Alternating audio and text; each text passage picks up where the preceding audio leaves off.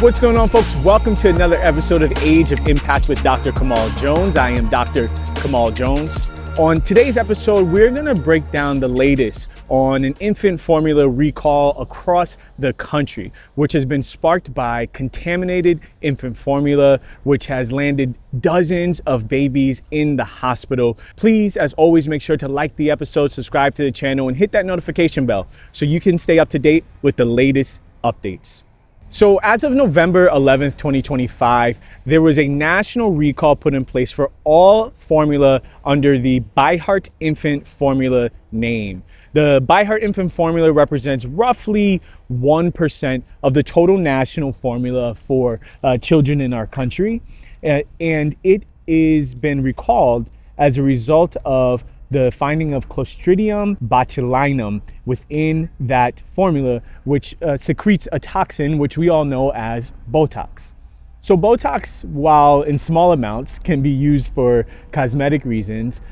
In high doses can be extremely dangerous, causing nervous system impacts to someone who consumes the toxin. It can cause full muscle paralysis, even down to paralysis of the muscles that help to operate our lungs.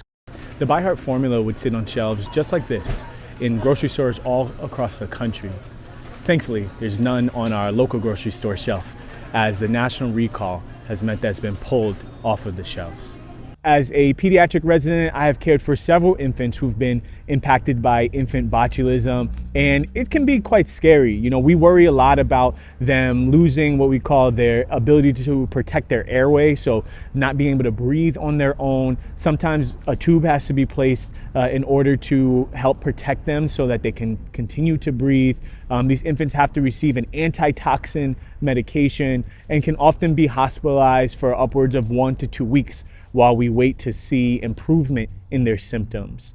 As of December 3rd, there were 39 cases across the country of either confirmed or suspected infant botulism as a result of this ByHeart formula. This is something that has hit over 18 states, and we'll actually include the map for you right here of those various states which were impacted. As of today, there are roughly 4 families who have launched lawsuits against the company that makes ByHeart. There is also a class action lawsuit which is in the process of being rolled out as well, as families are striving to have some sort of financial compensation, which of course does not take the place of the heartache that they went through, but helps to pay some of the bills as they struggle with many of their infants having spent upwards of 10 days in the hospital as a result of this infant botulism from the formula.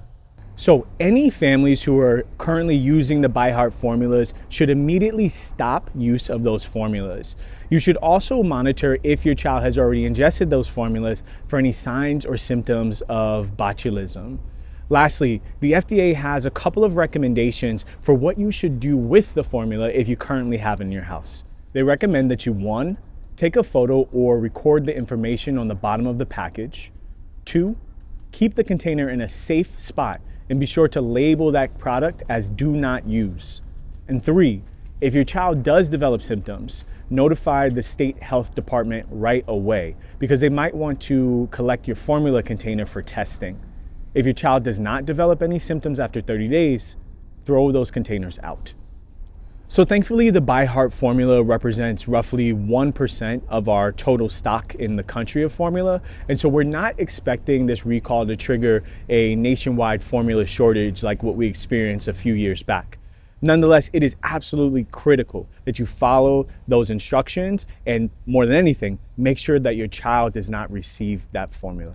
That's our episode today, folks. Thanks again for watching. As always, please make sure to like the episode, subscribe to the channel, hit that notification bell, and definitely leave a comment. What are your thoughts on this?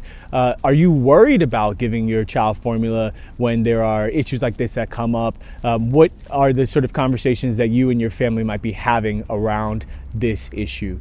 Thanks for tuning in, and we'll catch you next time on Age of Impact.